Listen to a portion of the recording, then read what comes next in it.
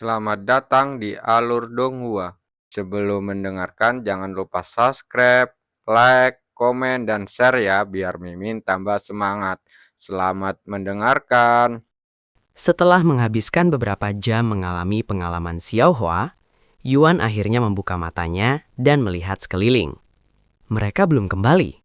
Mereka kembali sekitar 1 jam yang lalu untuk memberitahu kami bahwa mereka membutuhkan beberapa jam lagi di lantai 2. Tetapi kakak Yuan sedang asyik dengan urusannya sendiri, kata Xiaohua kepadanya. Oh begitu, tidak apa-apa. Lagi pula saya masih perlu mempelajari teknik lain. Dan terima kasih telah berbagi pengalamanmu, Xiaohua. Kurasa aku mengerti mengapa aku tidak bisa mencapai terobosan. Kenapa? Tanya Xiaohua.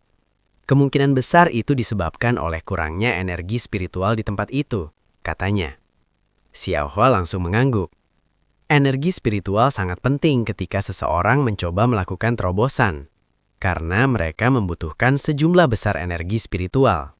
Oleh karena itu, orang biasanya memilih tempat dengan energi spiritual terbanyak sebelum mereka mencoba melakukan terobosan. Begitu, ini akan menjadi cukup sulit. Yuan menghela napas. Sebagai seorang penyandang disabilitas yang tidak dapat bergerak tanpa bantuan kursi roda dan meishu, akan sulit baginya untuk menemukan lokasi dengan energi spiritual yang lebih baik daripada kamarnya. Dan karena situasi mereka, tidak bijak untuk berkeliaran di luar. Kurasa aku harus menunda terobosan yang kuinginkan dan melatih indera ilahiku untuk sementara waktu, pikir Yuan dalam hati. Jika kakak Yuan tidak dapat menemukan tempat dengan energi spiritual yang baik, dia dapat mencari harta karun yang mengandung energi spiritual dalam jumlah besar sebagai gantinya, kata Xiaohua tiba-tiba. Harta karun? Itu bahkan lebih rumit. Karena dia tidak yakin apakah ada harta karun di dunia nyata yang mengandung energi spiritual. Seandainya saja kita bisa memindahkan harta karun di dunia ini kembali ke dunia nyata, Yuan menghela napas dalam hati. Sayangnya, tidak seperti mentransfer pengetahuan dari cultivation online ke dunia nyata, mentransfer benda fisik seperti harta karun ke dunia nyata sama sekali tidak mungkin, tidak peduli bagaimanapun ia memikirkannya. Terima kasih atas sarannya Xiaohua, kata Yuan, sebelum mengeluarkan teknik bela diri tingkat kuno yang diperolehnya dari kuil naga, dan kemudian membacanya. Begitu dia membuka gulungan itu, Yuan bisa melihat gambar-gambar mengalir ke dalam kepalanya, dan rasanya seperti menonton film yang diputar di dalam pikirannya. Ada seorang pemuda tampan berambut pirang panjang sedang berlatih di puncak gunung, dan setiap kali dia mengepalkan tinjunya, akan tercipta gambar seekor naga yang terbang ke jauhan sebelum membuat lubang di apapun yang disentuhnya. Teknik yang sangat kuat, gumam Yuan dengan suara rendah, sambil terus mengamati pemuda berbakat ini berlatih teknik naga tak kenal lelah menaklukkan 9 langit. Tentu saja, apa yang dialami Yuan saat ini tidak pernah terlintas dalam pikiran Meishu ketika dia mencoba mempelajari teknik itu di dalam kereta. Mungkin itu ada hubungannya dengan kecocokan, tetapi Yuan memahami teknik itu dengan kecepatan yang menakutkan. Saat Yuan mencoba memahami teknik tersebut, Xiaohua duduk di sampingnya seperti seorang pelindung, memastikan tidak ada yang mengganggunya. Namun sekuat apapun Xiaohua, dia tidak memiliki kemampuan untuk melindungi Yuan dari segalanya, dan salah satunya adalah suara. Sebuah suara keras tiba-tiba menggema di ruang tunggu, membuat Yuan tersadar dari lamunannya. Kamu begini, kamu pasti mengintai saya. Yuan mengkerutkan kening ketika mendengar suara itu, dan dia menoleh ke arah pintu, di mana seorang wanita cantik berambut pirang berdiri dengan beberapa teknik di tangannya. Yuan menghela napas dalam hati ketika melihat kecantikan ini. Apa yang kau lakukan di sini? Saya sudah di sini sejak pagi, kata Yuan kepadanya. Dan saya sudah di sini sejak tadi malam, jawabnya cepat. Apa kamu tidak bosan dengan ini? Lanjutkan saja persidanganmu untuk 4 keluarga kuno, Yuan menghela napas panjang. Jadi kau tahu identitasku selama ini, dan kau masih mengaku tidak mengintai saya. Aku tidak percaya, kata gadis garas itu kepadanya dengan ekspresi tidak percaya di wajahnya. Tidak, seseorang mengenali seragammu dan memberitahu. Kamu tahu? Lupakan saja, tidak ada gunanya berbicara denganmu, Yuan menghela napas panjang. Gadis garas itu menggertakkan giginya dan berkata, Kamu sangat beruntung kita berada di dalam Myriad of Techniques saat ini. Kalau tidak, aku pasti sudah menghancurkan wajahmu. Yuan mengangkat bahunya dan menjawab dengan suara tenang. Apa kamu tidak belajar dari kejadian sebelumnya? Silahkan pukul saya jika kamu ingin merasakan sakit itu lagi. Gadis garas itu tiba-tiba merasakan nyeri tumpul di kakinya ketika Yuan mengingatkan dia tentang kejadian terakhir. Lupakan saja. Kamu boleh mengikuti saya sesukamu. Tapi jika kamu berani melakukan hal-hal yang aneh, aku akan menghancurkan wajahmu. Gadis garas itu kemudian duduk di sisi lain ruangan dan mengabaikannya. Yuan juga mengabaikannya dan terus mempelajari teknik itu. Namun dengan mengejutkan bagi Yuan, Xiaohua berdiri dan mendekati gadis garas itu. Gadis itu menoleh dan menatap Xiaohua dengan raut wajah mengerut. Kamu mau apa? Xiaohua menatapnya cukup lama sebelum berbicara. Kamu berasal dari 4 keluarga kuno, kan? Seberapa besar pengaruhmu di dalam keluarga? Hah? Kenapa kamu peduli? Xiaohua lalu berkata, apakah kamu memiliki segel kuno? Mata gadis itu terbelalak dengan kaget, dan dia cepat-cepat berdiri dan menjauh dari Xiaohua. Siapa kamu? Mengapa kamu tahu tentang segel kuno? Xiaohua tetap diam. Aku mengajukan pertanyaan kepadamu. Mengapa kamu tahu tentang segel kuno? Gadis garas itu kemudian mengangkat tangannya sebelum melempahkannya ke wajah Xiaohua. Xiaohua, Yuan berdiri, tetapi sebelum dia sempat melakukan sesuatu, Xiaohua melambaikan lengan sukanya dan dengan tenang menangkis aksi serangan itu dengan sempurna. Kamu? Mata gadis itu terbelalak dengan kaget, habis merasakan kekuatan luar biasa yang berasal dari Xiaohua. Lepaskan aku, teriak wanita garas itu ketika Xiaohua tidak melepaskan tinjunya. Jika sesuatu terjadi padaku, keluargaku pasti akan membalaskan dendamku. Setelah sebentar, Xiaohua melepaskan cengkramannya pada wanita itu, membebaskannya. Sekarang, ceritakan bagaimana Anda tahu tentang segel kuno. Wanita itu mengulangi. Itu adalah sesuatu yang hanya boleh diketahui oleh jajaran tertinggi dalam keluarga. Jika kamu tidak memiliki segel kuno, maka Xiaohua tidak tertarik lagi untuk berbicara denganmu, kata Xiaohua kepadanya, sebelum berbalik dan berjalan kembali ke Yuan dengan sikap tak acuh. Kamu bocah nakal. Gadis garas itu menggertakkan giginya, namun dia tidak berani mendekati Xiaohua. Jika kau tidak memberitahuku bagaimana kau tahu tentang segel kuno itu, aku akan memberitahu keluargaku tentangmu. Kau bisa menjawabku atau menjawab keluargaku. Dan jika kau memilih yang terakhir, ketahuilah bahwa mereka tidak akan sesabar aku sekarang. Xiaohua menoleh dan berkata, segel kuno mungkin merupakan rahasia di surga bawah, tetapi di surga atas, semua orang mengetahuinya. Apa? Mata gadis itu membelalak kaget, karena ini adalah informasi baru baginya. Apakah kau mencoba mengatakan bahwa kau berasal dari surga atas? Apa yang kau lakukan di sini? Dan mengapa kau membutuhkan segel kuno? Tanyanya pada Xiaohua. Xiaohua tidak mengatakan apa-apa dan berbalik, mengabaikannya. Jika kau memberitahuku, aku akan memberitahumu di mana segel kuno itu berada, kata gadis itu tiba-tiba. Xiaohua langsung berbalik begitu mendengar itu, tetapi ketika melihat wajah gadis itu, Xiaohua berbalik lagi dan berkata, kau berbohong. Apa? Aku tidak berbohong. Aku akan benar-benar memberitahumu.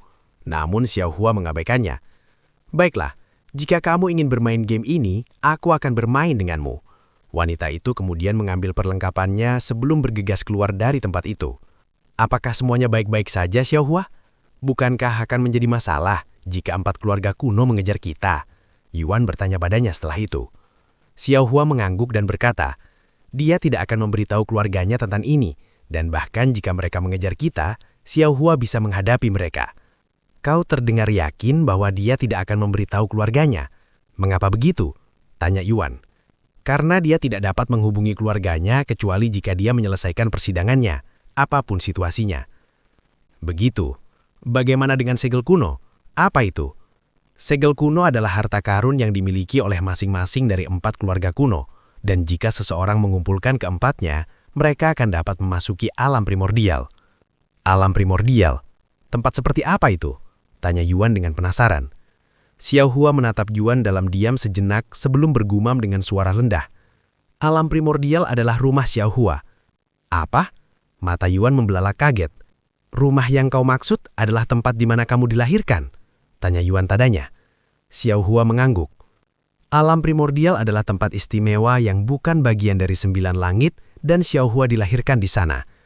Namun karena alasan tertentu, Xiao Hua harus meninggalkan alam primordial. Setelah berpikir sejenak, Yuan memutuskan untuk mengajukan pertanyaan yang sudah lama membuatnya penasaran. Ini ada hubungannya dengan menjadi seorang pengasingan. Mata Xiao Hua membelalak kaget mendengar pertanyaannya. Kapan kakak Yuan mengetahui tentang para pengasingan? Xiao Hua bertanya padanya dengan suara gemetar, jelas merasa gugup. Saya sudah mengetahuinya selama lebih dari sebulan, tetapi jujur saja, saya tidak tahu apa itu pengasingan, dan saya berharap bisa mendapatkan penjelasan dari Anda, kata Yuan. Xiao Hua terdiam setelah mendengar kata-katanya. Melihat kegugupan Xiao Hua, Yuan melanjutkan dengan suara lembut. Xiao Hua, siapapun kamu atau apapun latar belakangmu, aku akan selalu berada di sisimu. Aku bertanya karena khawatir kau mungkin membutuhkan bantuan, tetapi aku tidak akan bisa membantumu jika aku tidak tahu apa-apa. Setelah hening sejenak, Xiao Hua mengangguk dan berkata, seorang pengasingan adalah seseorang yang telah diusir dari 9 langit oleh Kaisar Langit, dan alam primordial adalah tempat berkumpulnya para pengasingan. Apa? Jadi seseorang dalam keluargamu melakukan sesuatu yang buruk, dan semua orang dalam keluarga dihukum, termasuk yang tidak bersalah.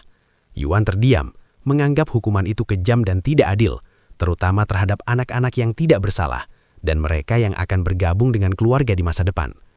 Xiao Hua mengangguk dan melanjutkan.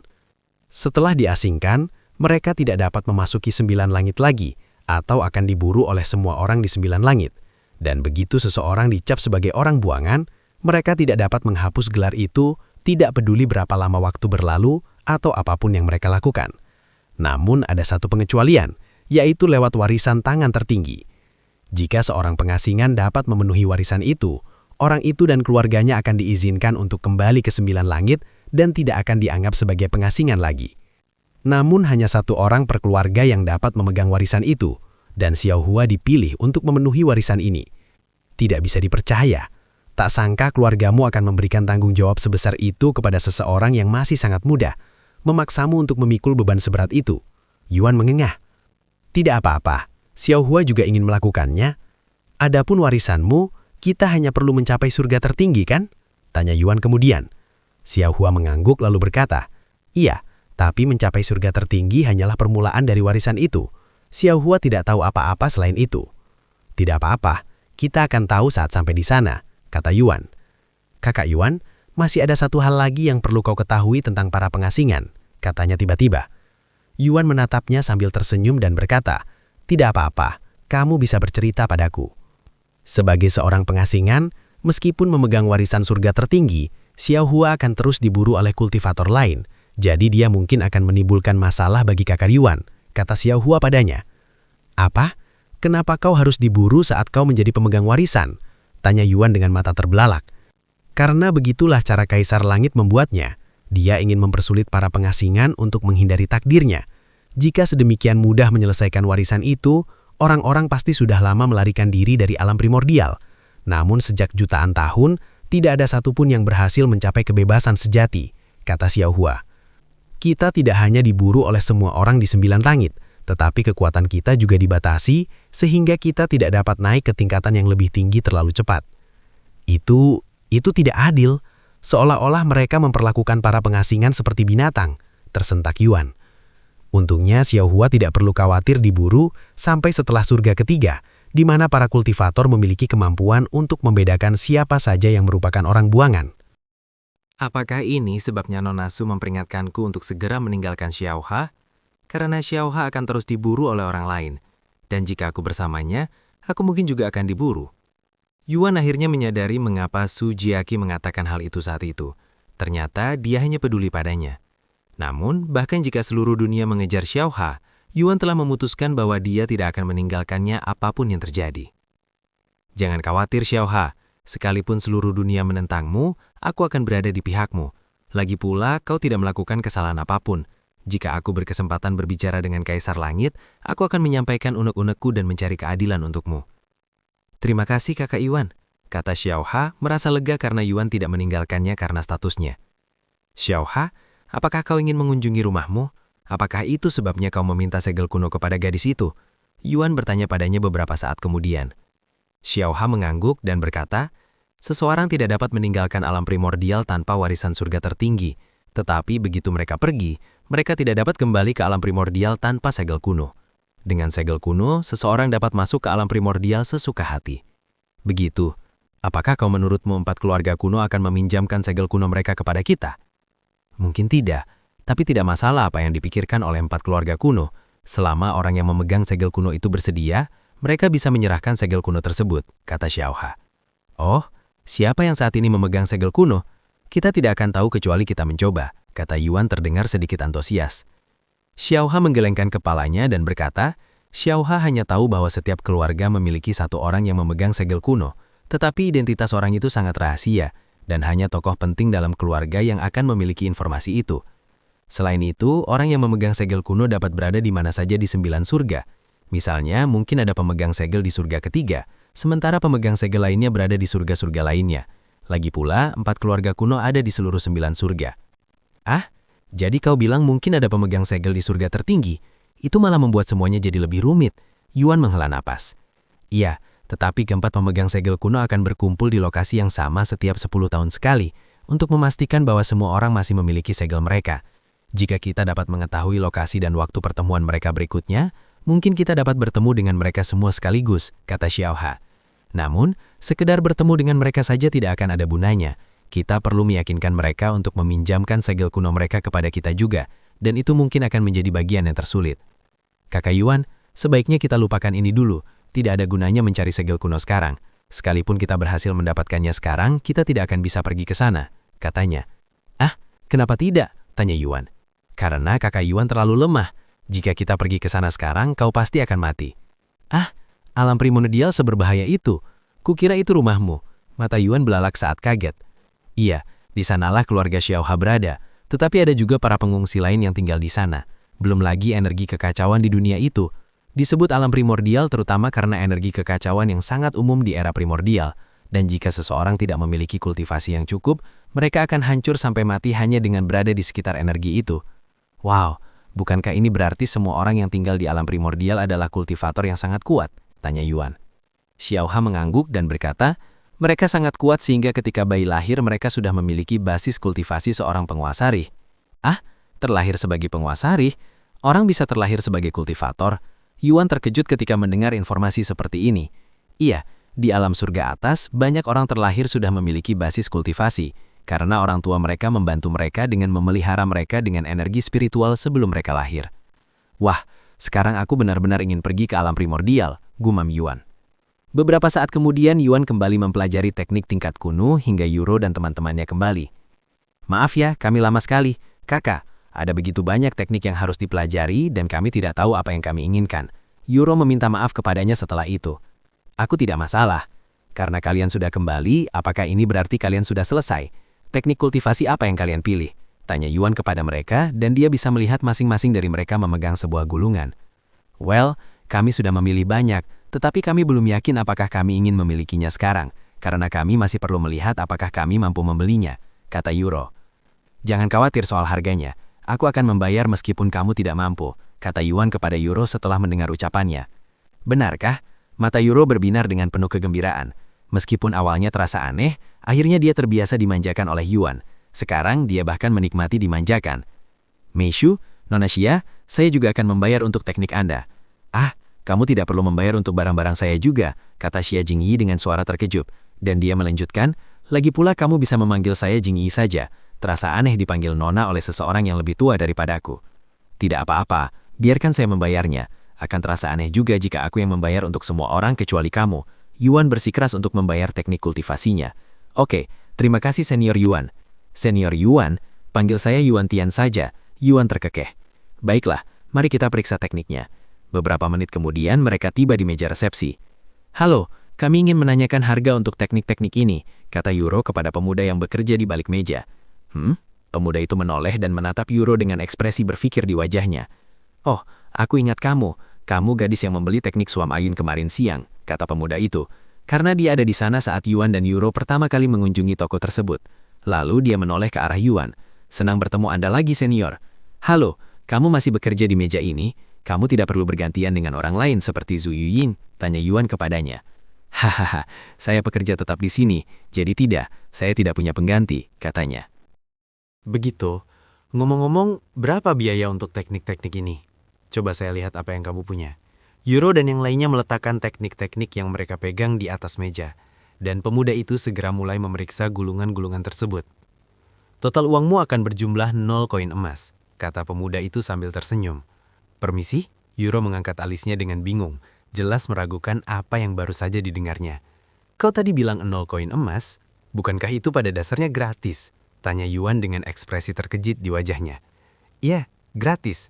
Pemuda itu mengangguk. Mengapa ini gratis? Tanya Xia Jingyi padanya. Pemuda itu memandang Yuan dan berkata, selama kau menjadi bagian dari faksi ini, semua teknik dalam 1000 teknik gratis, asalkan teknik tersebut berada di bawah peringkat surga. Faksi. Apa yang dia bicarakan, saudaraku? Euro menoleh untuk bertanya padanya. Akan kujelaskan nanti, kata Yuan. Lalu dia menoleh ke arah pemuda itu dan bertanya, apakah ada batasan? Misalnya saya tidak bisa membagikan atau menjual teknik-teknik ini. Lagi pula mendapatkan semua teknik yang saya inginkan secara gratis terdengar agak terlalu bagus untuk menjadi kenyataan.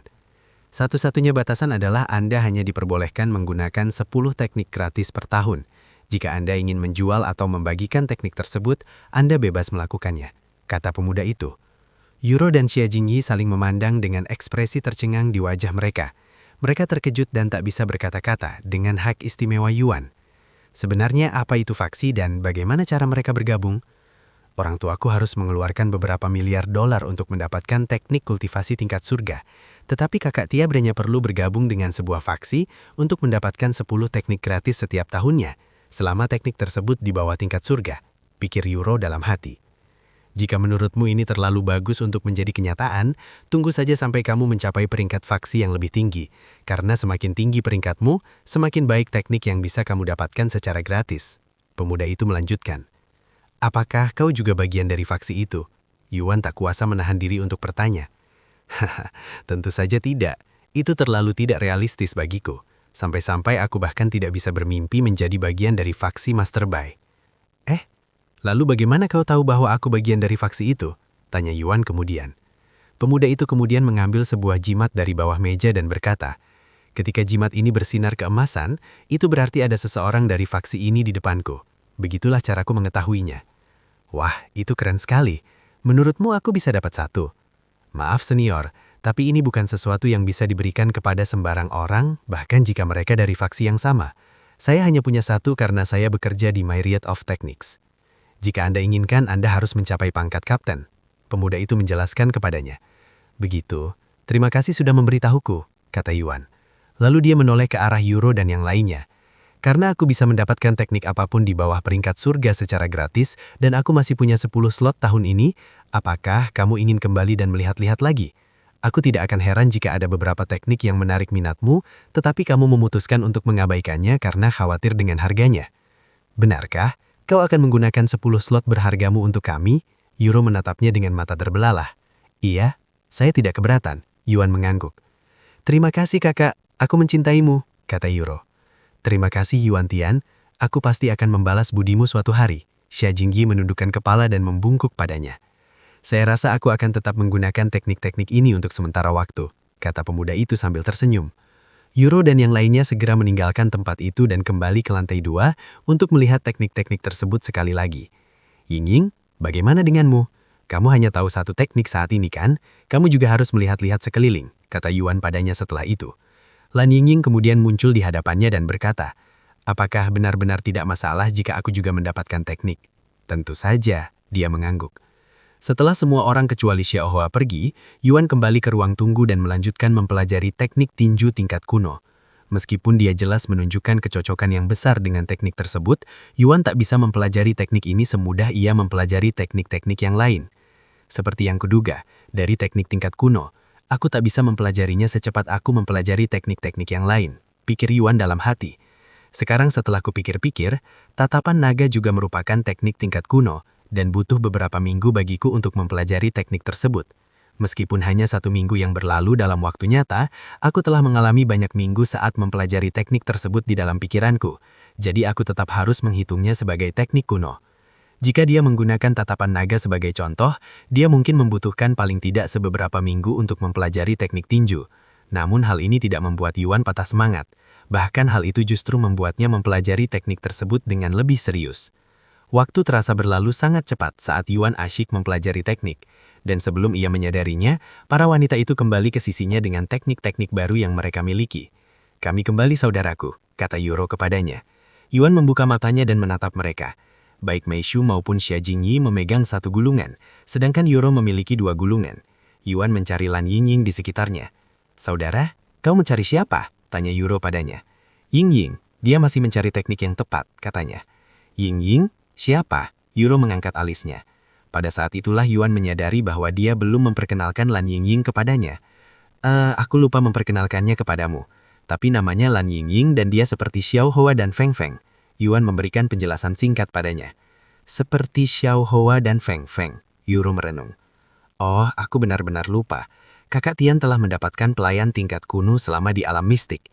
Aku penasaran seperti apa rupanya." Yuro teringat pengumuman yang menghebohkan internet selama seminggu penuh. Sekitar 1 jam kemudian, seorang wanita cantik berambut putih memasuki ruang tunggu dan langsung menarik perhatian Yuro dan Xia Jingyi. "Saya mohon maaf telah membuat Anda menunggu begitu lama, Tuan," kata Lan Yingying kepadanya setelah dia kembali. "Tuan," Yuro mengangkat alisnya. Lan Yingying membungkuk kepada Yuro dan Xia Jingyi lalu berkata, "Halo, nama saya Lan Yingying dan saya adalah pelayan Tuan." "Pelayan? Apakah dia sedang bermain peran?" Xia Jingyi bertanya-tanya dalam hati, karena dia tidak menyadari identitas asli Lan Yingying sebagai binatang suci. "Halo, saya Yuro dan saya adik perempuan Yutian." Yuro memperkenalkan dirinya. "Xia Jingyi, dan aku teman sekelas Yuro," kata Xia Jingyi. "Ngomong-ngomong, Yingying adalah seorang NPC," kata Yuan kepada Xia Jingyi. Kalau begitu dia mungkin tidak tahu tentang teman sekelas. Ya, kami seperti sesama murid dari sekte yang sama," Xia Jingyi menjelaskan dirinya kemudian.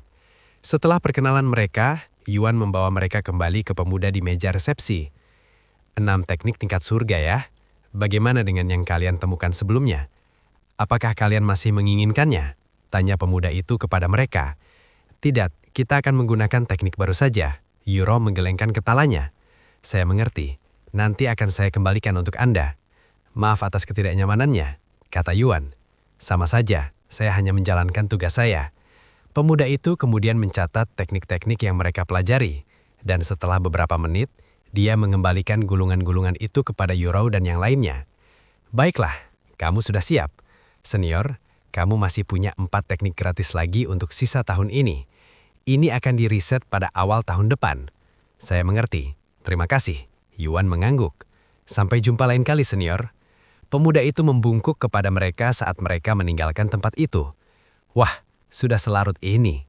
Aku ingin mempelajari teknik-teknik baru itu, tapi kita bisa melakukannya nanti," kata Yuro ketika menyadari bahwa sudah larut malam. "Selamat malam." Setelah mengucapkan selamat tinggal, mereka keluar dari permainan. "Teknik apa yang kau pelajari, Meishu?" tanya Yuan padanya saat makan malam. "Oh, itu adalah teknik gerakan," katanya. Teknik gerakan? Kau hanya punya 1 teknik kan? Bagaimana dengan teknik bela diri? Meskipun memiliki teknik gerakan itu hebat, kau tidak bisa melawan pertarungan hanya dengan menghindar," kata Yuan. "Ya, maksudku kau seharusnya baik-baik saja tanpa teknik bela diri untuk saat ini, karena kau masih seorang murid roh dalam permainan ini.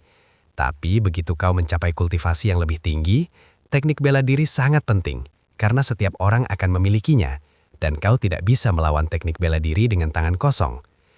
"Ya, saya berencana mempelajari teknik bela diri di masa depan. Tapi untuk saat ini, saya puas hanya dengan teknik gerakan," katanya. Setelah makan malam, Meishu pergi untuk berlatih kultivasi sementara Yuan mempraktikkan indera ilahinya. Keesokan paginya, sebelum mereka sempat masuk ke cultivation online, Yuro menelepon ponsel Meishu. "Magi Meishu?" "Selamat pagi Yuro, ada apa?" "Rupanya ada kontes kecil di terdekat. Kontes ini sebagian besar ditujukan untuk kultivator tingkat pertama hingga tingkat ketiga prajurit roh. Apakah kau ingin berpartisipasi?" Pemenangnya bahkan akan mendapatkan teknik kultivasi tingkat bumi. Aku tidak terlalu peduli. Apakah kau berniat ikut? Kata Meishu. Iya. Padahal kau baru saja mendapatkan 2 teknik tingkat surga. Hehe, kau tidak akan pernah memiliki terlalu banyak teknik. Jika teknik tingkat bumi tidak bagus, aku akan menjualnya ke pemain lain untuk mendapatkan uang, lalu aku akan memberikan uang itu kepada kakak Tian agar aku merasa tidak terlalu bersalah karena mengambil 2 teknik tingkat surga secara cuma-cuma, kata Yuro. Ditambah lagi ini akan menjadi pengalaman yang baik untuk kami. Meskipun aku sudah banyak melawan binatang, aku masih kurang pengalaman dalam melawan orang lain. Baiklah, aku akan memberitahu Yuan. Mari kita lanjutkan pembicaraan ini di dalam permainan. Baiklah, sampai jumpa sebentar lagi. Yuro menutup telepon.